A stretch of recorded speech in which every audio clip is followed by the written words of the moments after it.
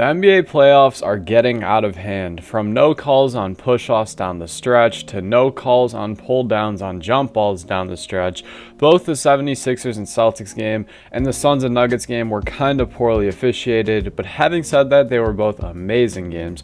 The 76ers and the Suns both got wins to even out the series 2-2, and we have a ton to talk about in today's video, guys. First and foremost, we're going to talk about the 76ers and Celtics game, and then in the back half of this video, we're going to be talking about the Suns and Nuggets game. So please be sure to stick to the end so you can hear about both of those games, and let me know in the comments down below what your guys' opinions are. As for the Celtics game, the first pet peeve, I guess I would have to say, stop letting Marcus Smart bring the ball up in the fourth quarter, and especially not in overtime. The Boston Celtics, Marcus Smart in particular, had a go-ahead three to win this game. It was butt naked, wide open. I'll put a picture on the screen if I can find one. It was absolutely wide open for the win. At the buzzer, there would have been no opportunities for Philly to win this game, and they ended up losing it. James Harden tonight, he went absolutely ballistic on the 76ers side of things. He finished tonight with 42 points, 9 assists, and 8 rebounds, and he went 6 for 9 from downtown and shot a super efficient 16 for 23 from the field. He also had 4 steals, a block, and only 1 turnover. James Harden put on an absolute masterclass this game, as he did in game 1, and it seems like for Philadelphia, when he is the number 1 option and Joel isn't, this team finds more success. And it's crazy to say, but it just might be true. James Harden this season has looked a lot to facilitate the ball. Even down the stretch, we saw a pretty crazy pass that he had. Doris Burke was kind of getting on his head on the call. In the fourth quarter, he drove on the left side of the basket, and instead of going to the cup and taking a shot in his comfortable left hand, he opted to pass it to the corner, and it ended up getting tipped out of bounds. Tyrese Maxey didn't end up being able to get a hand on it. But it was just very interesting to see. Some plays James looks like he's Houston Harden, and then some plays he looks like he just wants to pass. Joel had a pretty solid game tonight as well, finishing with 34 points and 13 big boards. He also dished out 4 assists. Not the most efficient night for JoJo, but he did do a really great job of getting to the free throw line because he is a free throw merchant. We didn't see the greatest bench production from the 76ers tonight. Their bench got outscored 26-11. And it's pretty shocking when you're the Boston Celtics and you have 6 people in double digits, almost 4 people with 20-point games, and you still end up losing this game. I get it, it was only by a point, but it was very, very avoidable. 76ers did a really good job of taking care of the ball tonight, and I believe that starts with James Harden. Like I mentioned, he only had 1 turnover tonight, and the entire cast of the 76ers amounted to 7 turnovers.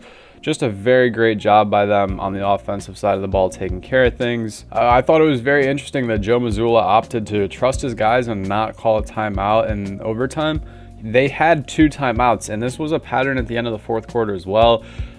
You hear Joe Mazzulla saying post-game pressers all the time that I want 2 timeouts going down the stretch because you never know when you're going to need to draw something up.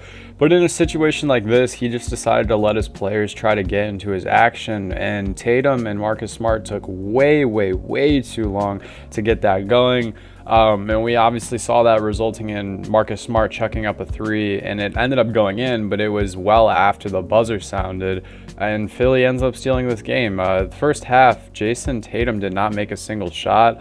I don't know if this is something that's going to be following his career for a while, but when I made a playoff pressure video a little while ago, I believe now it's probably a month or 2 ago, saying these people, XYZ, they have the most playoff pressure to perform, Jason Tatum was on that list because he is somewhat known to vanish in these big games, and right now we're kind of seeing a little bit of that.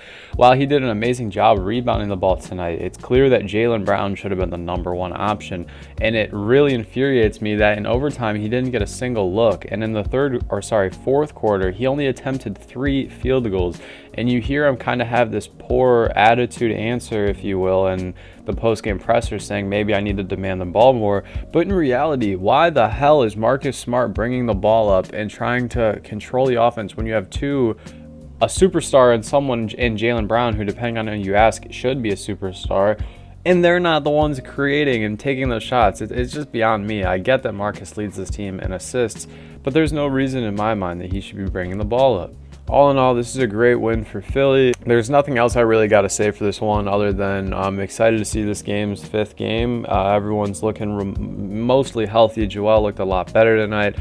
I think next game down the stretch, you may want to opt to sub out either one of Marcus Smart or Derek White for Malcolm Brogdon, just because he's been absolutely amazing in this playoffs thus far. As for the Suns and Nuggets, what an interesting game, man. Jacques Landale continued to ball out off the bench with another whopping plus 16 on the box plus minus.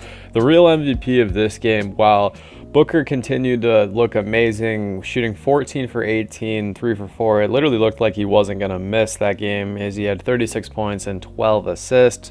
Kevin Durant looked amazing as well, 11 for 19 from the field, 2 for 4 from downtown, 36 points, 11 rebounds, 6 assists, 2 steals. Yeah, you get the point. These guys looked great, but the real MVP was the Phoenix Suns bench. Wow. I mean, Landry Shamet hits 5 3-pointers, and 4 of them were in a row. Now, granted, they were butt naked because you're doubling Devin Booker and you're doubling Kevin Durant, but man, way to step up to the plate and knock those down. The Phoenix Suns bench, and that's something I've been getting on the Suns a lot. That's why my whole video yesterday was saying that this formula isn't sustainable if the bench isn't good. You can't hope that 2 guys are scoring 70 or 80 points, blah, blah, blah. The Phoenix Suns bench outscored the Nuggets 40-11 last night. And that is just absolutely out of this world. Obviously, Landry Shamet has 19 of those 40 points, but I digress. It was just a very, very interesting game. Devin Booker and Kevin Durant turned the ball over a ton last night. They combined for 10 turnovers, but the Phoenix Suns still pulled this one out at home. One thing I'm not really a fan of is the whistle in this game, though. I mean, Nikola Jokic getting a technical for interacting with the Suns owner who instigated that situation is beyond me. The fact that Devin Booker, whenever he's at 5 fouls, can magically do anything you want to not get called for a foul and foul out, it's just really sad to me. There was a couple jump shots Kevin Durant just slipped and they called a foul on Aaron Gordon. I'm just not really a big fan of how the whistle's going in this series, and that may sound a little bitter, but it's kind of the truth. I mean, if you go on any Twitter feed, there's millions of NBA referees, you guys all know what I'm talking about, that are just posting and posting and posting and posting about these, no calls or blatant calls. Like, you cannot touch or breathe on Kevin Durant or Devin Booker without it being a foul or a reach. It's beyond me. On the Nuggets side of things, Nikola Jokic is probably a top 5, top 3 basketball player I've ever gotten to witness in my entire life. I've never seen someone so effortlessly drop a half a century on another team. Tonight he finished with 53 and 11, 50% from the 3, about 70% from the field. He just looked absolutely amazing. He was getting to every single spot, and he was throwing up shots that it looked like it was going to be an air ball or a miss, and then it's just bottom of the net. This dude gets anything he wants on anyone he wants. Doesn't matter if they were sending KD, Jacques Landale, DeAndre Ayton. They were sending so many different bodies at Jokic, and he was just absolutely tearing them apart. Jamal Murray looked pretty good in this game. I would hope the next game he steps his efficiency up. But the big gripes I got about this game is Michael Porter Jr., man. 2 for 9 from 3, 4 for 13 from the field. Airballed a huge 3-pointer in transition when it was a 3-point game in the fourth quarter. Very, very sad stuff. Last game you go 6 for 10. This game you go 2 for 9. I just hope in the next game you're stepping it up and making it, your job to knock down those open threes and score on offense. Because if you hit 2 of those 3-pointers, you guys win the game. You win by a point. It's just very interesting if you're not going to be playing any defense at all and you're just going to continually foul, at least by the ref standards, foul Kevin Durant.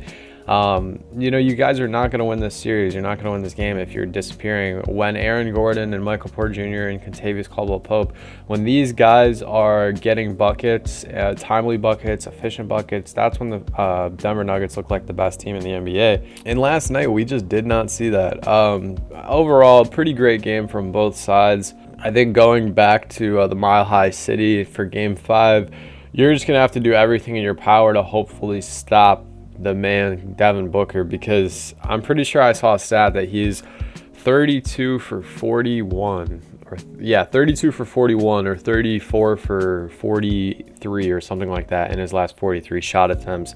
This man literally cannot miss. Last night when I was watching the game, it's like I'm watching and then I'm expecting maybe 1 or 2 misses, and I promise you it just was not happening. But what do you guys think? How did you feel about these 2 games? Who do you think is going to win the series? Let me know in the comments below. If you made it this far, I appreciate your support as always. Hope you have a great rest of your day. Stay happy, healthy, and blessed. Peace.